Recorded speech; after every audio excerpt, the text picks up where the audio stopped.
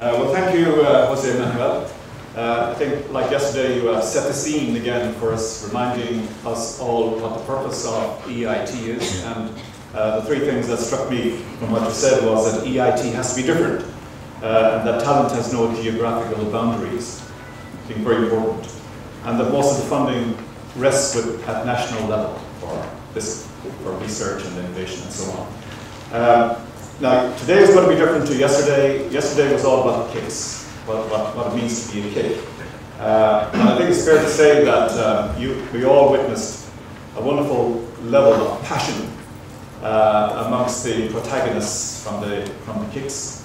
And in these gloomy times, it was, I think, very good to witness, to be uplifted by that, the positivity of that. They are true champions of what the EIT is about. I noticed as the day went on yesterday that the questions got perhaps a bit tougher and tougher and ended up in a high in the evening. So perhaps that trend will continue today. So please do not go back to ground zero. Continue on in the vein that you left off yesterday. So today, in the next three sessions, we're going to look beyond the KICs and to the broader EU environment. I think that in that broad environment, the dynamics are probably more complex than maybe what we discussed yesterday, as well as enthusiasm that we heard yesterday. There will be skeptics. There will be some apathy out there. All of that stuff is out there in the background. We just have to contend with. And the plan to increase EIT funding significantly will get people's attention everywhere in other parts of the EU, but certainly at national and regional levels. And they will all be asking questions about why, what's it doing, and so on, more so than before. And so it's good to be prepared for all that. Now, the first session is about synergies at EU and national level. And we'll look specifically at how the EIT and the KICs interface with the other instruments in the EU, and especially Horizon 2020, but also with the instruments at national level, the funding instruments, I guess, at national level. And we have four speakers who will set the scene for us. Two will give an EIT perspective, two will give a national perspective. 7 minutes each, just to remind everybody about that. So the first panelist is Matea Tamils, and she is head of the Policy and Communications Unit at the EIT in Budapest, and she has responsibility for developing and implementing policies and strategies for the generation of benefit from the KICs to society. And she's doing this based on evidence. So she's doing research. This unit is doing research about gathering evidence, and I think that's very important, evidence-based research. So before that, she has been involved in the regions in different ways, with an industry group in Germany, with Northern Ireland as a region. So she's well placed to give that broad perspective from both sides. And she will present the first analysis of recent research on the EIT and how it's interfacing with the other instruments, EU and national. So, there.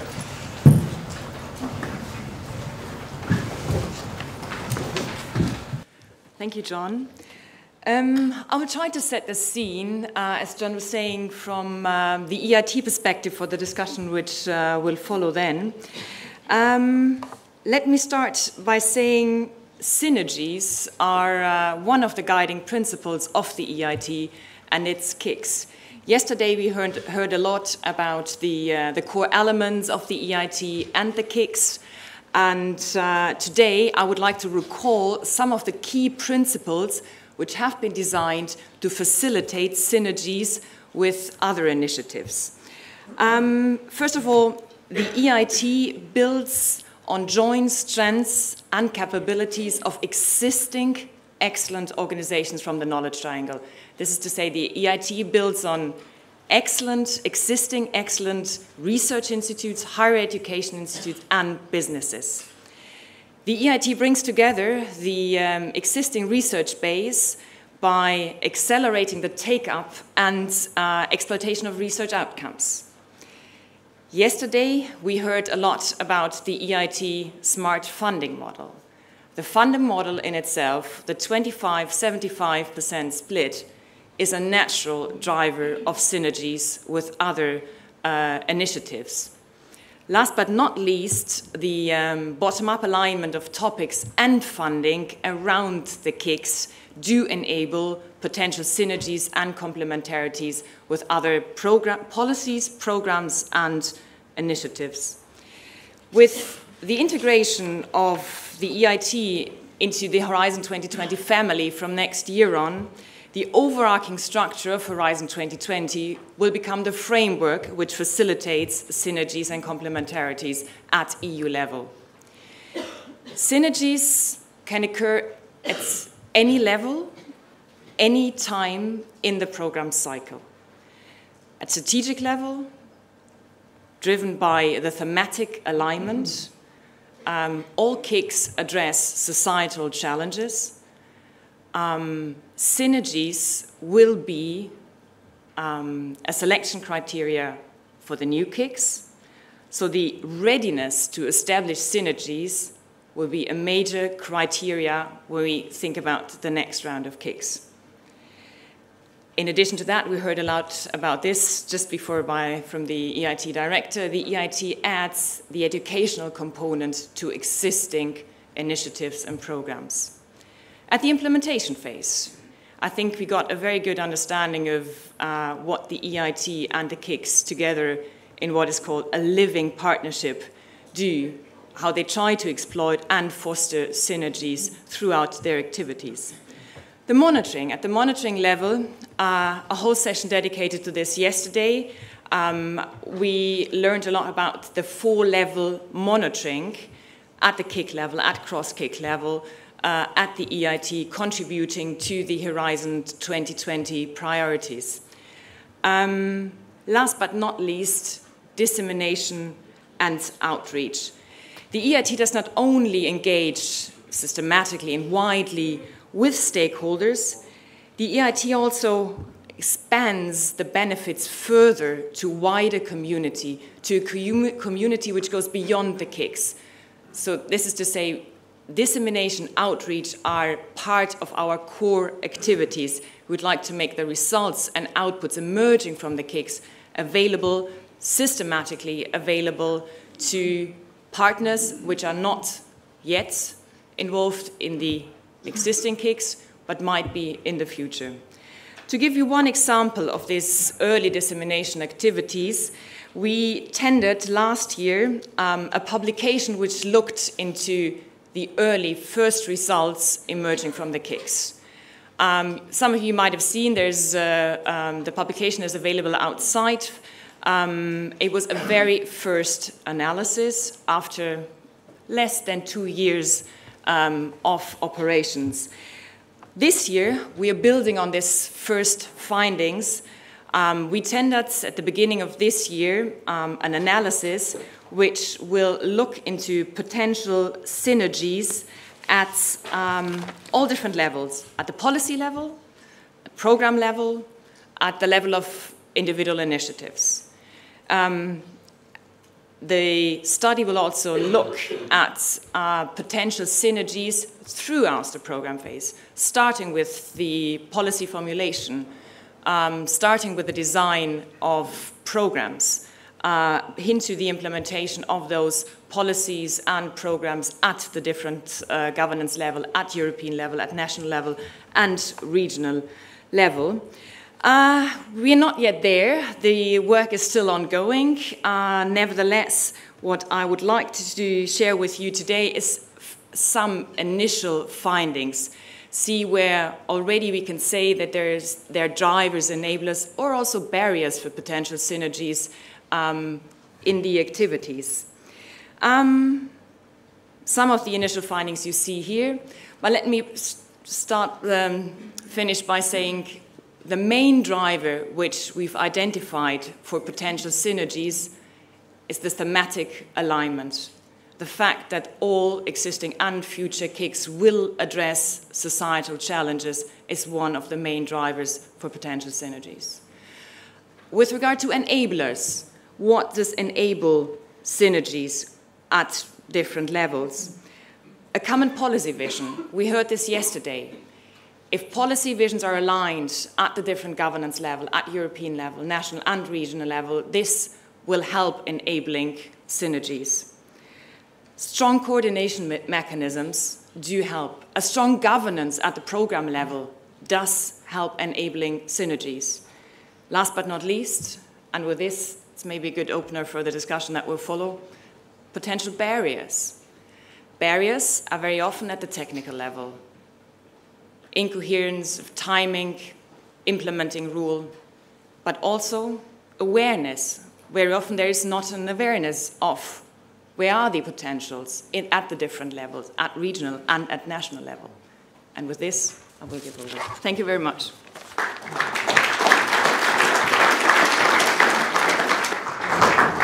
Thank you, Mattea, for giving us that overview. The one message I hear coming through, and all future applicants take note, is that the future selection criteria will have synergy evidence, will require evidence of synergies being created. So just to follow up on that, the two strands we're looking at is one with the other EU instruments. So the Horizon 2020. Now that's a single organisation, maybe very complex, maybe not all that unified, but it's still a single organisation. So in principle, it can drive those synergies within the Horizon 2020. But the synergies between the EIT and the national and nations, who drives that? Who has responsibility for that? You could say it'll be spontaneous, it'll be organic, and so on. That depends on the barriers and how strong the enablers and drivers are. But does it need another overall driver at political level? Well, eventually it's all about the policy vision. And if this is united, if this is aligned at the different governance level, this is a strong driver. And in that respect, it is a call upon political decision makers to align those policy visions, to identify the challenges which are ahead of us, and to address those challenges at all governance levels. So perhaps from the EIT's perspective, is this something that worries you about how individual regions and nations will play ball? Well, I guess this is not up to us to comment on. This is very much for the decision makers in the regions or at the member state level to see how they can drive this process. That's a very good statement. Okay, well, thank you very much. Let's move on. So we'll switch to the perspective from a particular nation, particular European player, which is Ireland. Imelda Lampkin is with the Irish State Agency Enterprise Ireland here in Dublin. And it has responsibility for the development of indigenous industry with startups, all that type of thing. But that agency also has responsibility for coordinating, from an Irish point of view, the EU programs. And Imelda has specific responsibility for the FP7 program and presumably for Horizons 2020 when it happens. And so she is very well placed to give you the perspective of how a small, innovative country like Ireland participates in a European instrument like the EIT.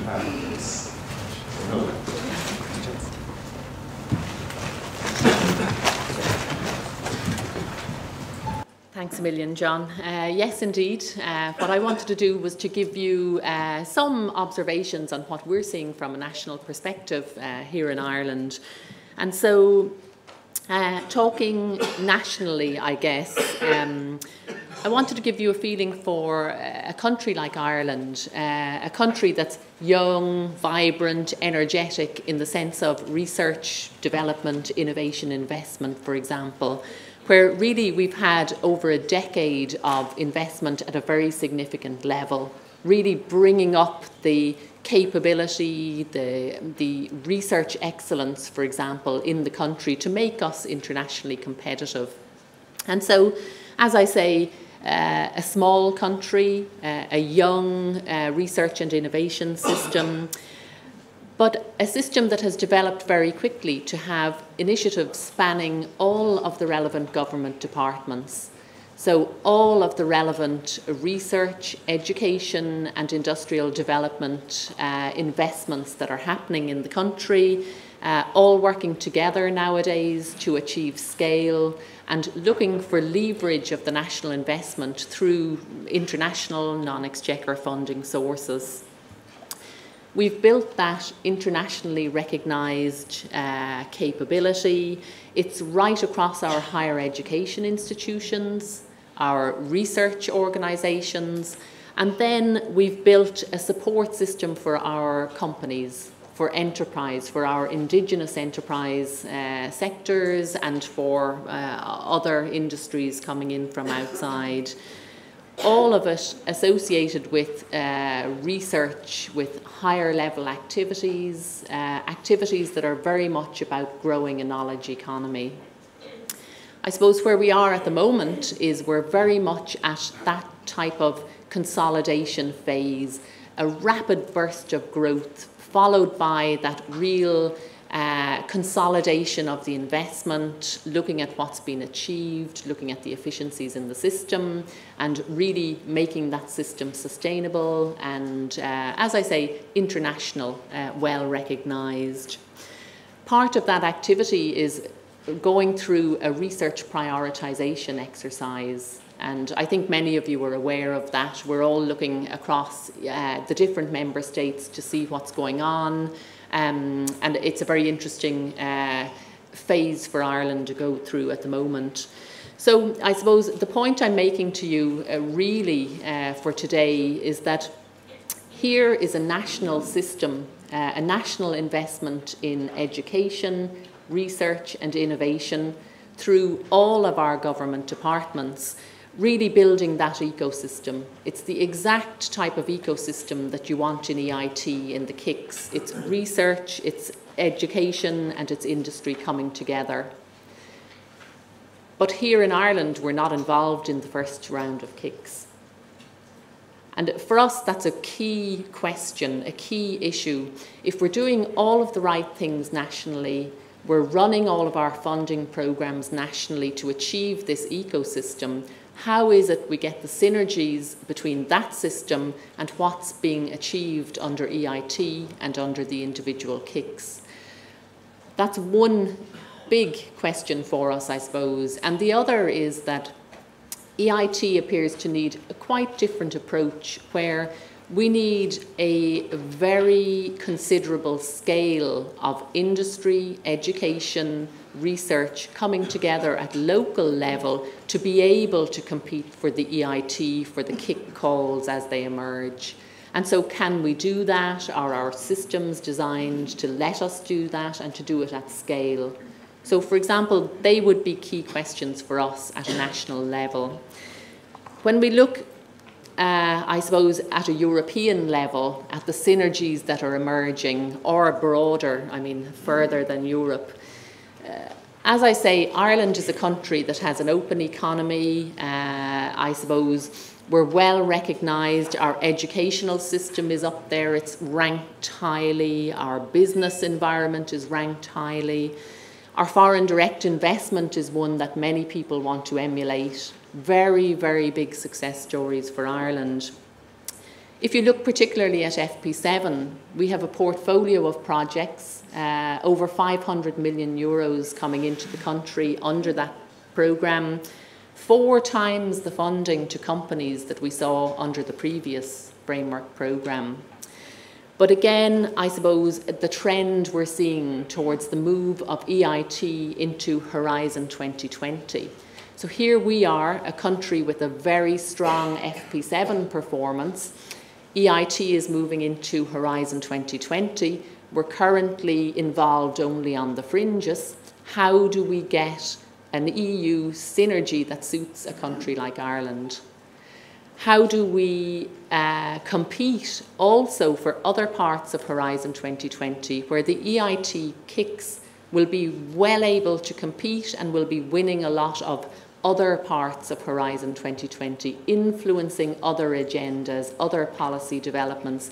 How do we as a small country fit in and have our voice heard in the context of something like that?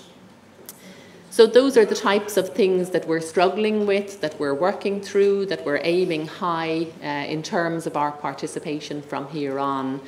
So to give you an idea of an approach by a country, a national approach that we have at the moment, we're currently running a pilot activity where we're putting a resource on the ground to target the next wave of KICs. And really what we're doing is we're running a pilot, we're putting our money where our mouth is, you might say. We're facilitating resources where we have individuals leading an Irish approach towards participation in the KIC calls. Ideally, we'd target co-location centres. We'd target part co-location centres with other countries, other players, for example. But we'd also target that building of the local community where we have a bigger scale in our own innovation ecosystem, which also helps to make us more competitive when we're looking at Horizon 2020 or looking at other international activities out there. And so I suppose, again, a key point I would make today is here is a national perspective, a national attempt to drive synergy, to make sure that at national level we can use EIT, we can add to EIT, we can be an extremely useful partner. For all of the member states here, you should be looking at us. We're well resourced, we'll add to what's going on. But to EIT, to the central teams, we would be asking, are we doing the right thing? Is this what's needed at national level? Are there other recommendations? Are there other approaches that we can take? And that's the perspective for today.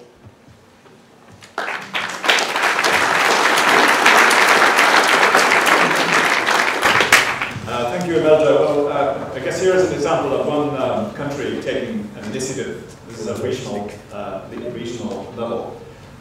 It raises maybe two things from my point of view that I could maybe put to Imelda straight away. One is, does participation in an instrument like the KICs, the EIT, require regions to actually have a defined policy, all regions to have a defined policy in place to support their applicants? I think it would be an issue for all potential applicants as to what their individual regions are doing. That's one issue. I suppose in our perspective, I suppose a lot of what we're doing on research and innovation happens at national level. But yes, as smart specialisation is becoming more important, here we have 2 regions and we'll need those strategies in place and we'll need them to be part of that activity. Okay. And the second part is there any disadvantage associated with being small? So this is a small country. There are big countries and small countries. Are there relative advantages and disadvantages? I suppose at the end of the day, we have a country where we're showing education excellence, research excellence, industrial development at a scale that many try to mirror if they can. And so it shouldn't matter. And I think the other element is that under our framework programme projects, we're actually interacting with all of the organisations who are involved in the existing KICs, for example. So we're already a part of those networks, those partnerships, but in a specific remit within framework programme under research. And to me, it's a key question: can the smaller countries, emerge out of that type of network to actually also play a role within the EIT KICs, within those partnerships? And to date, it's been a difficult thing for us to achieve.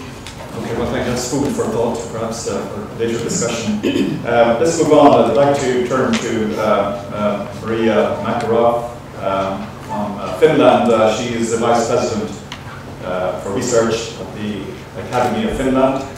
She's also Professor of Applied Biochemistry and Molecular Biology at the University of Helsinki, where she was, I guess no longer is, but she was Vice Rector for Research, Doctoral Training and Innovation.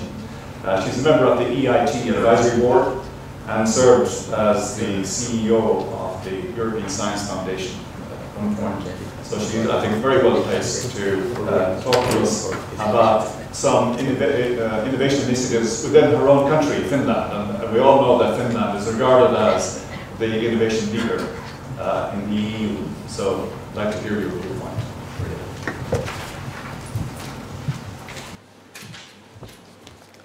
Thank you very much, Chair. Good morning, dear colleagues. I would like to tell you about the Finnish SHOKs, S-H-O-K. They are strategic centers for science, technology and innovation, and they started in 2007. And the question here is, you will see that they are pretty similar to the EIT concept, and the question is whether they would sort of represent an ideal national operation to synergize with the EIT. So, the following goals were set for the SHOKs: to implement cooperation between business sector and the scientists in the spirit of open innovation, to accelerate innovation, to create world-class expertise and critical mass required in strategically important areas in Finland, and to generate world-class knowledge and to use this knowledge for the benefit of society, and also to increase the pool of cooperation and funding internationally to Finland. So the first SHOK was established, it started in 2007, and this SHOK operates in the area of bioeconomy, encompassing what we earlier used to call paper and pulp industry.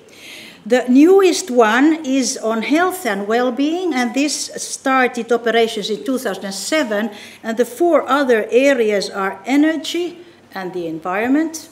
This is one. The next one is metal products and mechanical engineering. Then we have built environment innovation, and then we have ICT. So you will see immediately that two of the current SHOKs areas coincide with two current KICs of the EIT, the energy domain and the ICT domain. And you will see that you saw that the health area is a potentially new KIC. So the SHOKs are non-profit companies with shareholders, and the shareholders now are typically the private sector, meaning companies of course, universities and research institutes, and we have a network of state research institutes in the country. So this is a public-private partnership like the EITs. The SHOKs research strategies developed by the partners, they may be also so-called external partners who are not shareholders, and of course the strategy is then implemented through research programs and projects. Now the SHOKs carry out research in virtual research as virtual research organizations, meaning that they consist of geographically dispersed units in the country, like the EIT at the level of Europe. The research is strategic, pre-commercial, but also there's an ambition to involve frontier research in these operations in collaboration with industrial researchers, and this is why the universities are partners in all of these SHOKs. The time span is minimum 5 years, maybe 10, so it's at the ambition level of the EIT. So the funding model is similar to the funding model of the EIT, and I should say that the SHOKs the concept was conceived independently from what was going on for the EIT, so this, as you wish, was sort of a Finnish invention at that time.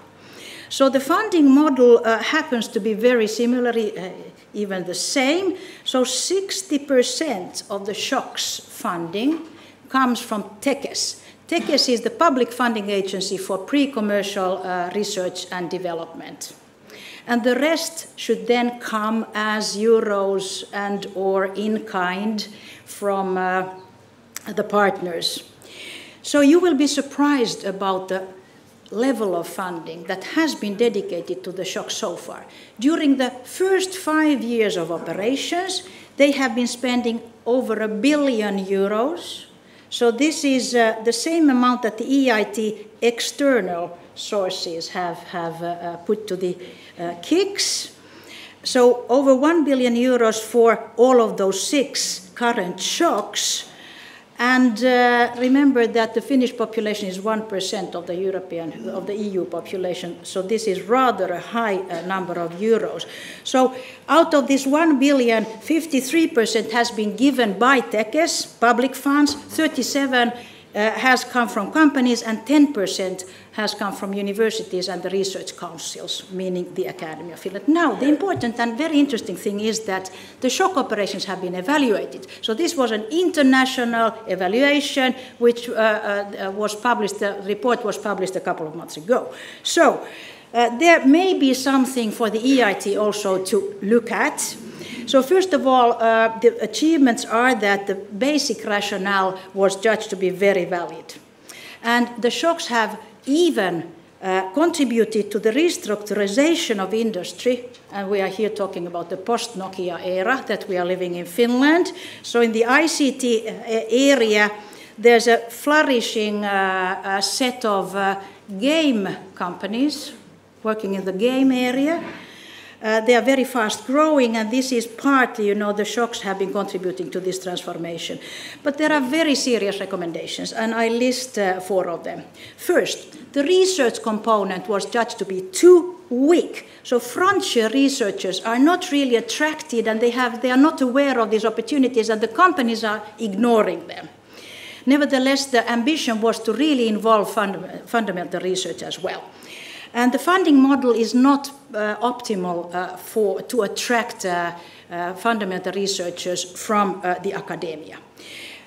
The large companies dominate in several of the shocks. Some of them may, have a little bit of the spirit that this is another funding pot, which was, of course, not the aim. And the contract models to attract and to involve small and medium-sized enterprises is not optimal. So the third recommendation is that competition between the shocks has to be established. Now there's earmarked money flowing to them from TECES, so they should compete for this money. Also, there should be a competition for the status of a shock, so it can be terminated. It should be terminated if it's not functioning. And the collaboration within the shocks, meaning industry, academia, should be increased. Collaboration between the shocks should be increased, and collaboration with the EIT KICs should be established. So what can the shocks then learn from the EIT so far? The selection criteria that are now being developed for the next call evidently will be very interesting to look at within the shocks.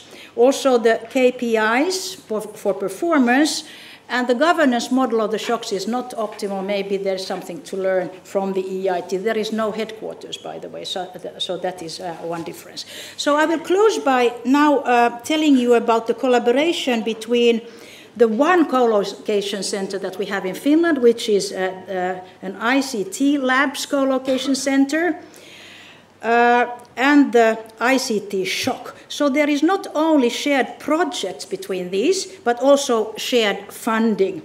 So the EIT Finnish partners, which is the Nokia Research Center, VTT, and the Aalto University, are very active in the shock projects. Thematically, there is a good alignment between the ICT Labs co-location center and the ICT shock.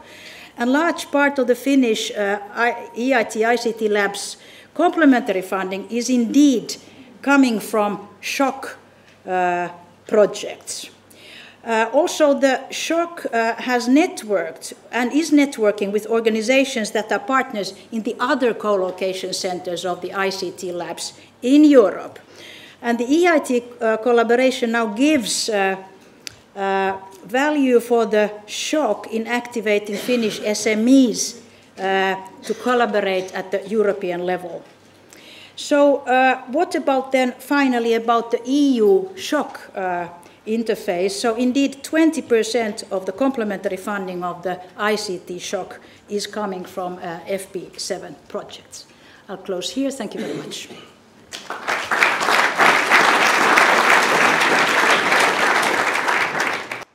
Thank you, Maria. So Maria, you outlined a big initiative with 1 billion, I think you mentioned, investment within Finland in these shocks. So we're shocked to hear about the level of investment. I think it's good to hear that there are things going on across Europe that are not necessarily in the EIT. So the EIT doesn't have to fight everything, but it can work with this type of instrument. So I think that is worth noting. One question you mentioned, the TechAIds is funding all this. So in terms of synergy at the policy level and funding level, would TechAIds consider developing a policy to co-fund with the KICs? No, at a policy level, not just because of individuals. I think that's a very interesting question, and I think that it's very easy to put forward, to the Director General of TechAIds. He's a new guy, very interested in new ideas and a very dynamic personality. So I think that I will put this question directly to him.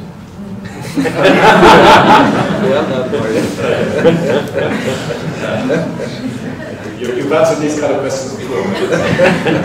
No, I'm serious. Yeah, no. No, I think it's important for the audience here to know the answers to those kind of questions from the point of view of their own countries and so on. Thank you very much for that. So finally, we'll go to Eric Neumann, who leads the Software Campus Initiative in Germany at the EIT ICT Lab. So you're going to give us a perspective partly from a region, but also partly from the EIT KIC perspective. And especially, I think we'd probably like to hear about the view of industry within that particular region of EIT. So, Eric.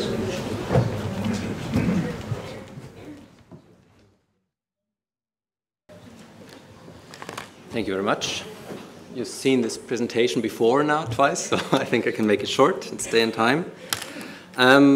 But before I start introducing the software campus and what we've seen on the national level from it, I'd like to take a step back and get to the motivation of this whole initiative.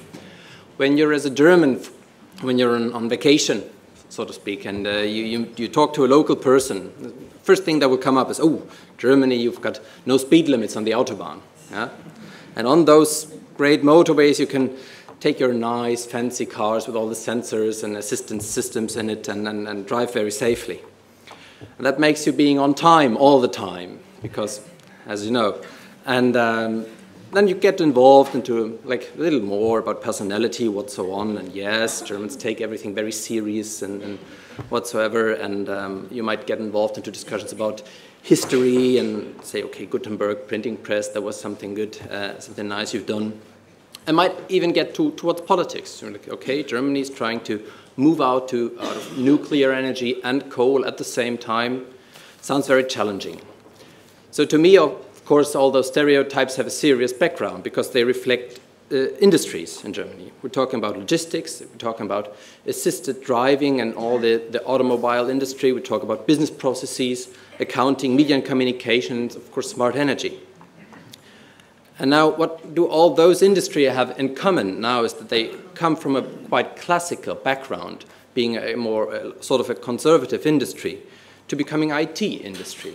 You know, logistics is IT now, and smart energy is IT, and automobile and assisted driving and all this kind of stuff. Everything becomes IT, and this puts challenges towards these industries, because suddenly they need personnel that can divide between something that is like a short trend and something that can become disruptive to their industry. Because this is what IT is about. You have shorter life cycles and a sort of threat for disruptive technologies coming along and changing the game suddenly.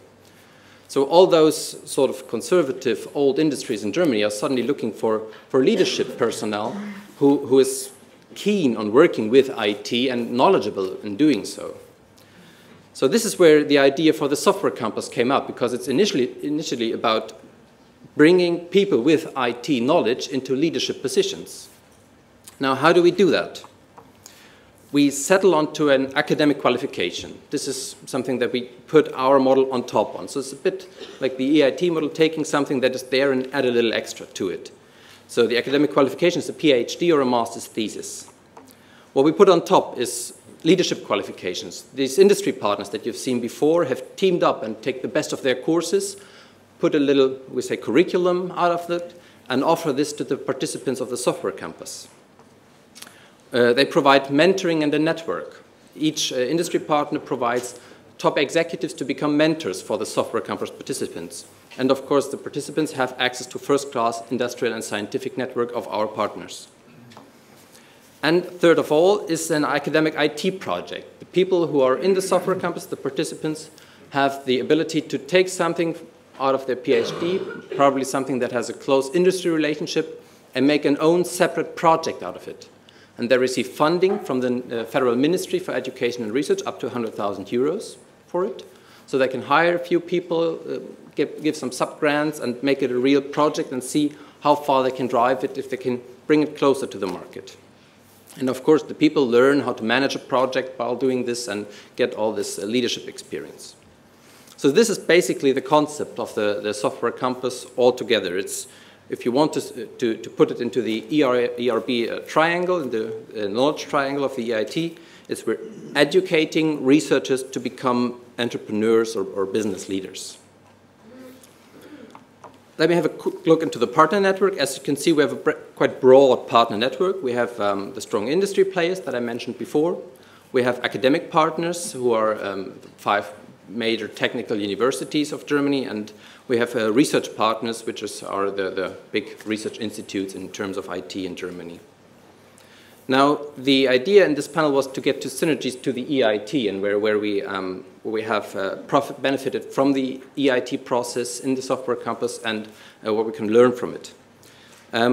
As you can see, the EIT ICT Labs Germany is in the middle of this whole circle. So we are the partner managing this whole initiative, although EIT is not actively contributing to the process.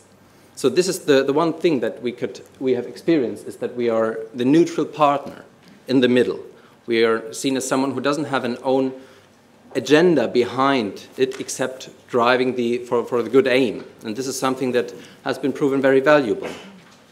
The second thing is the competence, or the understanding for the relevance. As you can see, there's industry partners involved and academic partners involved who often have a different mindset. And both parties trust the EIT ICT Labs to understand each side, to understand the industry thinking and to understand the academic thinking. We have the trust among the people, because as you see, many of the partners in the software campus, not all of them, but many, are core or affiliate partners in the EIT process. So they know each other. They know each other from other projects, and so we don't have to start from scratch in this initiative in building trust among each other. I mean, this is something on a very personal level, but it has been proven to be very important that you have people you can trust, and it makes processes easier to work with. If you can say, okay, you do that, and I know the outcome will work for me as well, because Siemens is not that different from Bosch in the way we're thinking. Something that has been proven very good for us is the support of the German government, in fact, because the whole Software Campus initiative has been sort of fostered in the arena of the German IT Summit. It's a yearly event where all the decision makers from politics and from industry and academia join in a yearly summit and talk about IT topics. And there are working groups involved throughout the year to present results at the summit. And this has been the arena where all the players from the software campus have come together and formed this initiative. So this is something that might be a learning example from EIT, just to provide the arena that players can talk and get together and form even national initiatives. And this is actually the end that I would go to. Thank you very much.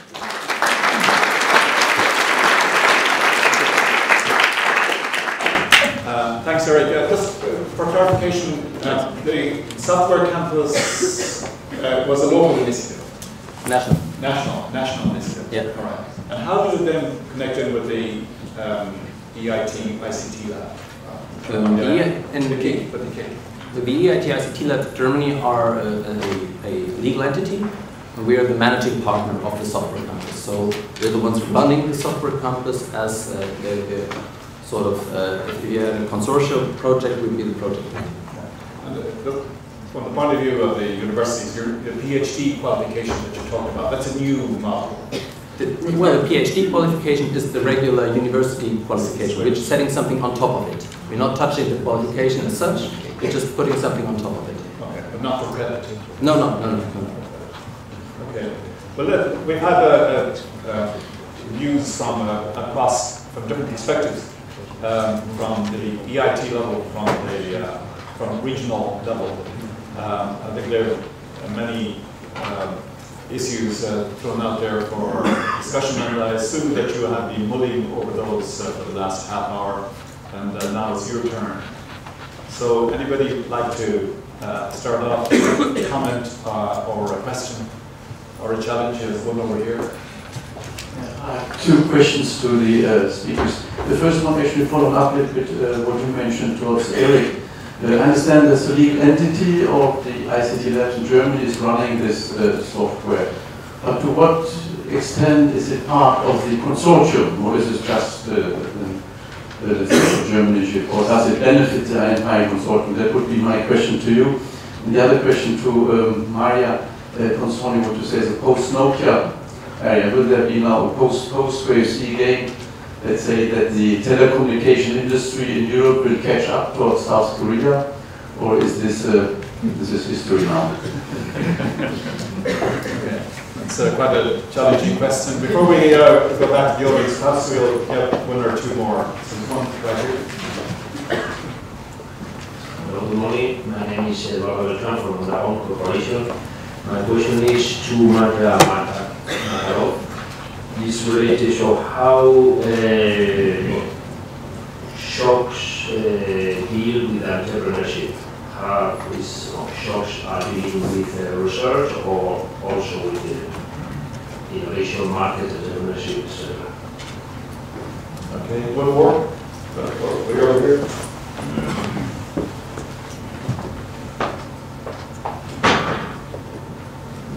Thank you. Gary Logan from the Department for Business Innovation Skills from the UK. I just wondered if there was a few national examples, but I've not really got the feel of what the existing KICs are engaging with other EU instruments, such as public-private partnerships. So with Synergies to EU instruments being a selection criteria, what does that mean in practical terms? Does that just mean that the KIC partners will be involved in those EU instruments? Okay, we've got a number of quite different questions. Let's go to the panelists. So, first one, Eric, I think you were the first one. So, with regards to the question whether software company benefited from the consortium or how the connection was, the other way around. How does the consortium benefit from software campus? Right. The consortium as such are of course basically the same companies. So it's not the consortium is the sum of the companies in the core partners in Germany. So they are part of the software campus initiative, and they get the people at the end of the day. So that is the main driver for them to participate. And can all people from ICT Labs apply to that program, for example? Yeah.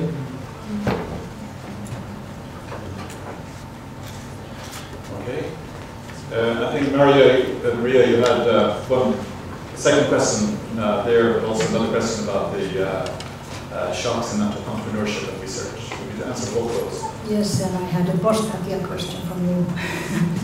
So Nokia's fate really looks in Finland, not very promising, and the fact is that very, very many jobs have been lost in Finland in many cities. And this is at the level of people who have been much in research and development, also at the sort of manufacturing level.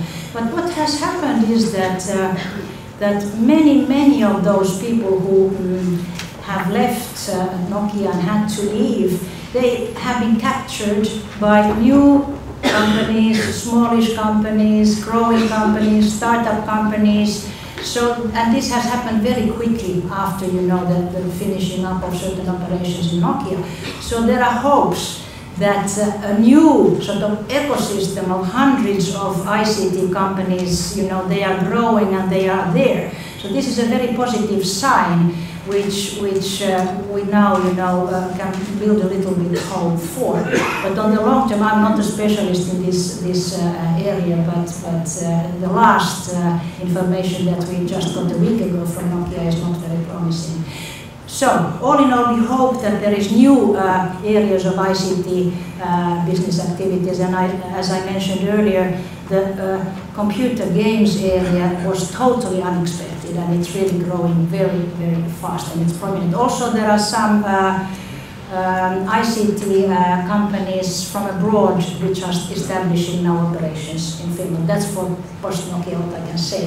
The question about the shocks and entrepreneurship. So entrepreneurship is not on the agenda like in the EITs and EIT KICs, and education is not at all in the portfolio of the shocks. But the co-location center, the current one, is located on the campus of the Aalto University, and Aalto is partner in the co-location center. And the Aalto University is putting a lot of resources into activating students in the area of entrepreneurship. So there's a division of labor there. Okay, thank you. And perhaps maybe the more difficult question. What do you, Mattea, are there good examples? What does it mean? What does synergies mean? Yeah, maybe to give you, I mean, we've heard this already, it's still early days, so we have a few examples. We've heard one example with the software campus, whereby one KIC partner has been entrusted with the management of a national initiative. Another example maybe from KICs Energy. KICs Energy's participation in the Strategic Energy Technology Plan. Diego is there, please do correct me if I'm wrong. The participation in the plan is collaboration on specific working groups, in one case even taking the lead in one of the working groups with a focus on education and training. Mary, an example from Climate KIC would be Climate KIC Pioneers into Practice and a collaboration with the ERDF funding at national level, at regional level. An example from both KICs, the collaboration with regard to the Joint Research Center, the JRC, whereby KIC students can benefit from the existing facilities the JRC offers in terms of placements. Just to give a few early examples how these synergies do work in practice. Okay. Any other questions? Manfred Robert from Vienna University of Technology, but I'm here today for the CISA, for the Association of Universities of Technology. I have one question to Maria Makarov. And what the EIT can learn from the shocks. I was interested in, well, as you know, I looked also into the shocks and in other initiatives that are similar to the co-location centers recently. And one common aspect and common characteristic was collaborative research. You said that, let's say, there is a concern that maybe not the best partners join into shocks because the research is not strong enough or not enough fundamental research. So my question is there something to be learned for the EIT? Because yesterday several times it has been mentioned that the EIT is not for collaborative research or not for research funding. So I think this is a quite crucial aspect we should also discuss in this forum. Thank you. Good question. Let me get one or two more. This back in the middle. Hi, it's Brian O'Gallagher, University College Cork. I have two short questions. One for Eric. You mentioned you're starting going to PhD and then you have this added element on top of it. I'm just wondering why did you decide not to put that into some kind of accredited format? And the second question was prompted by Imelda's presentation, so it's maybe to the other three members. Her final bullet said that Ireland has not engaged, or is not engaging with the, or is not involved in the initial 3 KICs. So how can that be addressed, or what are your views as why that has happened in the way it has? Okay, shall we take those? First, Maria, back to you. Why not have fundamental research in the KICs? I think was your question. Yes, right. So we know that the sort of disruptive innovations, totally new ideas, mostly come from PI-driven, principal investigator-driven frontier research. So that should be a fantastic resource for translation of research findings into innovation and thereby business and job. So I think that it's very important to keep this in mind and take advantage of this fantastic resource. So we indeed heard comments about the level of interest of the KICs for research yesterday.